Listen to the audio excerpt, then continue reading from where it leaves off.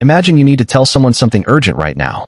No phone, no signal, not even a piece of paper. Just you, your body, and whatever sound you can make.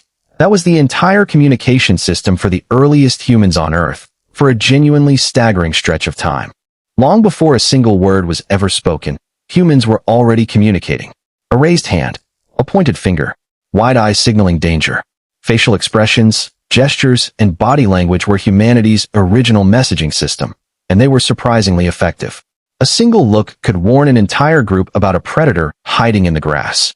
Then, at some point still debated by researchers, spoken language emerged. Nobody knows the exact moment. But once humans could attach specific sounds to specific meanings, everything changed. Warnings could be detailed. Plans could be shared. Stories could be told around a fire, passed down before anyone had ever written a single letter.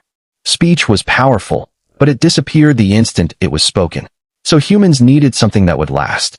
Enter cave paintings. Deep inside caves like Lascaux in France, ancient humans painted animals, symbols, and handprints, some over 17,000 years old. These weren't just decoration. Many researchers believe they recorded hunts, marked territory, or preserved knowledge for people who hadn't even been born yet. It was humanity's first attempt at permanent messaging. But what if you needed to send a message far away, right now? That's where smoke came in. Across Africa, the Americas, and Asia, different cultures independently discovered that a controlled fire, paired with a blanket to control the smoke, could send a visible signal for miles. A few short puffs, a few long ones. Simple, but genuinely effective long-distance communication, centuries before anyone imagined a telephone wire. Sound could travel too. In West Africa, talking drums were so precisely tuned that skilled players could mimic the rhythm of actual spoken language, relaying real messages between villages. Horns and shell trumpets did similar work elsewhere, cutting through forests and valleys where smoke couldn't always be seen. Sometimes, though, a message needed a human to actually carry it. Ancient Persia built relay stations along its royal road, so a rider could hand off a message to a fresh horse and rider every few miles. The Inca, without a written language in the traditional sense, used trained runners called Chasquis to sprint across the Andes, carrying messages recorded in knotted cords. Some of these relay systems could move information faster than most people would guess possible for the ancient world. At sea, sailors couldn't send a runner anywhere, so they used flags. Specific colors and patterns, raised in a specific order, could communicate entire messages between ships without a single word being shouted across the water, even during a storm. Then came an unlikely hero, the pigeon. Trained carrier pigeons could fly incredible distances and reliably return home, a tiny message tucked into a small capsule on their leg.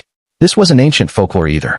Pigeons carried real, critical messages during wars fought less than a century ago, long after the telegraph had already been invented.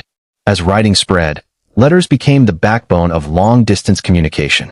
Ancient Egypt, Rome, and China all developed organized postal systems, complete with relay stations, so a letter could physically travel across an empire in a fraction of the time a lone traveler would need.